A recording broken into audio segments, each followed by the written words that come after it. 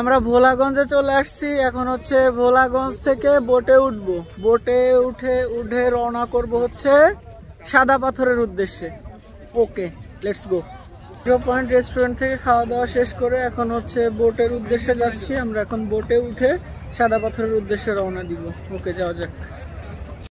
আমরা এখন আছি ভোলাগঞ্জ। এই যে এই ঘাট থেকেই হচ্ছে নৌকায় উঠবো। তো এখনো নৌকা পাচ্ছি না, নৌকা পাইলেই উঠবো। এই যে এই পাশের যে ভিউটা, এই যে এই পাশে এই দিক দিয়ে পাহাড়, আমরা হচ্ছে ওই দিকেই যাবো। যদি দেখানোর চেষ্টা করি, মানে খুবই এই যে ভিউটা, এখানে হচ্ছে মোবাইলে ভালো মতো বোঝা যাচ্ছে না, কিন্তু চোখ দিয়ে দেখলে বেশ সুন্দর লাগতেছে। এটা এখানে হচ্ছে 2-3টা লেয়ারে পাহাড়, মানে স্তরে স্তরে পাহাড়। এই যে ফার্স্টে হচ্ছে এটা হচ্ছে দেখা যাচ্ছে গভীরভাবে, উপরেটা হচ্ছে একটু অল্প অল্প দেখা যাচ্ছে, আর চোখে দেখে খুবই সুন্দর লাগতেছে, যেটা ফোনে বোঝা যাচ্ছে। তো এখন হচ্ছে আমরা ভোলাগঞ্জ ঘাট থেকে বোটে উঠলাম, যাব হচ্ছে সাদা পাথরের উদ্দেশ্যে। তো দেখা হবে একবারে সাদা পাথরে। আর এই যে আমাদের সাথে আছে অর্ণব, পারভেজ, শাওন ভাই, হচ্ছে আমাদের ট্যুর গাইড। যাই হোক, যাই সাদা পাথরে, লেটস গো।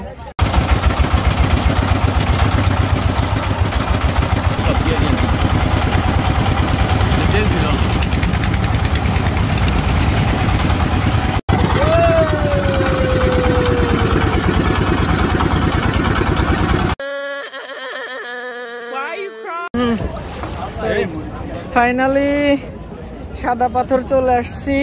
এই যে এখন নামতেছি। বালি প্রচুর গরম, খালি পায়ে হাঁটা সম্ভব না। এখান থেকে চাইলে ঘোড়াতেও যাওয়া যায়, কিন্তু আমরা ঘোড়া নিব না, কারণ আমরা গরিবস, হেঁটে যাব আমরা। যে ওই সাইডে যে পাহাড়গুলা দেখা যাচ্ছে, ওগুলা কোনোটাই বাংলাদেশের না, সবগুলাই ইন্ডিয়ার। খুবই দুঃখজনক। বাংলাদেশের হইলে ভালো হইতো, পাহাড়ের টিলায় গিয়ে উঠে ভিডিও করতে পারতাম।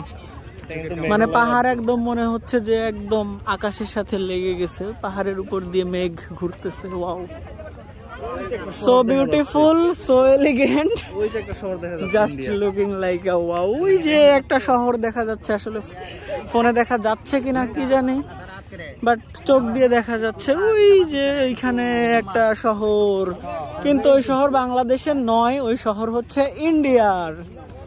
ভিসা করতেছি, পাসপোর্ট করব, ভিসা করব, তারপরে ইন্ডিয়ায় ওই শহরে যাব। ওখান থেকে নেক্সট ব্লগে দেখা হবে ইন্ডিয়ার ওই পার থেকে বাংলাদেশের এই পার। আইডিয়াটা দিছে অর্ণব। এখন হচ্ছে আমরা প্রায় চলে আসছি সাদা পাথর। এই অঞ্চল পুরাটাই হচ্ছে ইন্ডিয়ার। এখানে হচ্ছে ইন্ডিয়ার ছোট একটা শহর দেখা যাচ্ছে, কিন্তু চোখে দেখলেও ফোনের ক্যামেরাতে দেখা যাচ্ছে না, কারণ প্রচন্ড রোদ। পাহাড়গুলো অনেক সুন্দর, মেঘালয় রাজ্যের পাহাড় এগুলো সব একটার পর একটা এভাবে সাজানো আছে, মনে হচ্ছে আকাশ ছোঁয়া পাহাড়। তো এখানে হচ্ছে একদম মরুভূমির মতো উত্তপ্ত বালি, এটাকেই বলে সিলেটি স্যান্ড, লাল বালি। মরুভূমিতে হাঁটার ফিল পাচ্ছি, নিচে থেকে উপর থেকে দুই দিক থেকেই গরম।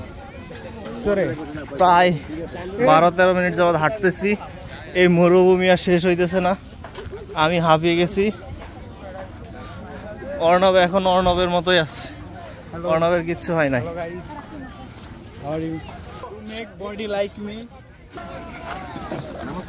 তোর বডি নাই, কি হিট করবো তোরে? আর এই যে দূরের যে পাহাড় দেখতে পারতেছি, এটা হচ্ছে ইন্ডিয়ার মেঘালয় রাজ্য। এটা বাংলাদেশের না, এটা হচ্ছে ইন্ডিয়ার মেঘালয় রাজ্য। তো এখানে দুই পাশে হচ্ছে মার্কেট আছে, চাইলে কেনাকাটা করা যায়। এটা একটা ভালো সিস্টেম। ডিএসএলআর ক্যামেরা আছে, চাইলে ফটোশুটও করা যায়।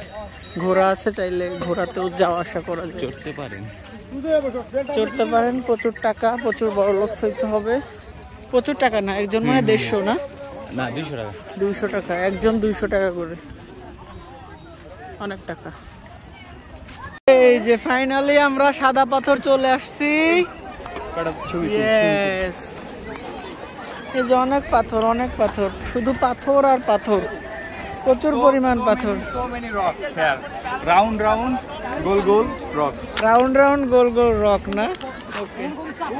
ও পারভেজের অস্থির ফটো হচ্ছে, সেই পারভেজ সেই। এখন আমি আছি সাদা পাথরের মাঝখানে, মানে সাদা পাথরে আর কি। আসছি, ফটো তুলছি, গোসল করছি, অনেক মজা করছি। এখন হচ্ছে আমার এই যে পিছে, তারপর সামনে প্রচুর দর্শনার্থী, প্রচুর মানুষ, প্রচুর দর্শনার্থী, সবাই গোসল করতেছে। আর এই যে পানিটা প্রচুর ঠান্ডা, ঠান্ডা হওয়াতে এই যে উপরে হচ্ছে রোদ, এমনিতে গরম, পানিতে একটু বসলে কি পরিমাণ যে শান্তি লাগে।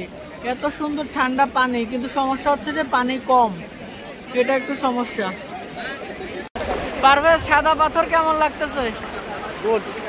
গোসল করে ব্যাপক ঠান্ডা, গোসল করে কেমন মজা? পানি অনেক ঠান্ডা, আর হচ্ছে পাথর অনেক পিচ্ছিল। ঠান্ডা পানি ভালো লাগতেছে না? আর আমি তো সাঁতার জানি না, একটু ভয় লাগে। ও, সাঁতার জানো না? আরে কষ্ট। আসো আসো, পানিতে নামি। আচ্ছা, আসতেছে। পারভেজ যেটা বলতেছিল সেটা হচ্ছে এই যে পাথর প্রচুর পরিমাণ পিচ্ছিল। এই পাথরের উপর খালি পায়ে হাঁটা খুবই কষ্ট। তো আমি আর কি জুতা নিয়ে আসছি, এজন্য হচ্ছে আমার প্যারা হইতেছে না। কিন্তু আসলে গোসল করে আমি মজা পাইছি, টু বি অনেস্ট। এখন হচ্ছে আবার গোসল করব, বেশি কথাবার্তা বলবো না। আর এইখানে হচ্ছে গোসল করে সব অনেক মজা। আর হচ্ছে এত লোকজন, প্রচুর লোক, এই যে আমার পিছে লোক, তারপরে এই যে এই পাশে এত লোক, এই যে এইখান দিয়ে হচ্ছে যে ছাতা নিয়ে বসে আছে, এগুলো হচ্ছে বসে থাকার জায়গা, এগুলো ভাড়া নিতে হয়। 100 টাকা হচ্ছে, 100 টাকা দিয়ে ভাড়া নিতে হয়। আর এই যে আমার এই যে পিছনে এই মানে চারপাশ দিয়েই হচ্ছে মানুষজন গোসল করতেছে। তো সবাই এনজয় করতেছে। বন্ধু বান্ধব নিয়ে অবশ্যই এখানে আসা উচিত গোসল করার জন্য এই টাইমে, কারণ এত গরমের ভেতর যদি এই ঠান্ডা পানিতে একটু গোসল করা যায়, বেশ শান্তি লাগে। তো যাই হোক, এখন আমি আবার হচ্ছে গোসলে যাব ওদের সাথে। ওই যে অর্ণব পাশে আছে, হচ্ছে অর্ণব আর হচ্ছে পারভেজ, ওদের সাথে আমি আর কি যুক্ত হব গোসল করার জন্য।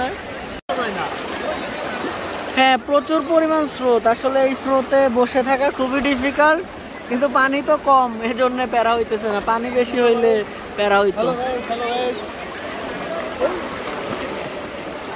আর আমার পিছনে হচ্ছে ভারত ইন্ডিয়ার উঁচু উঁচু পাহাড় দেখা যাচ্ছে, মানে ভিউ অসাধারণ, গোসল করে অসাধারণ, ফটোও আসে অসাধারণ। সব মিলায় সাদা পাথর বেস্ট। সিলেটের যে যে জায়গাগুলোতে গেলাম, রাতারগুল, চা বাগান, তারপর সাদা পাথর আসলাম, এই সাদা পাথরই আমার কাছে বেস্ট লাগছে। মানে গোসল করে প্রচুর মজা পাইছি। আর হচ্ছে সুন্দর সুন্দর পাথর আছে, ভাবতেছি কিছু পাথর নিয়ে যাব।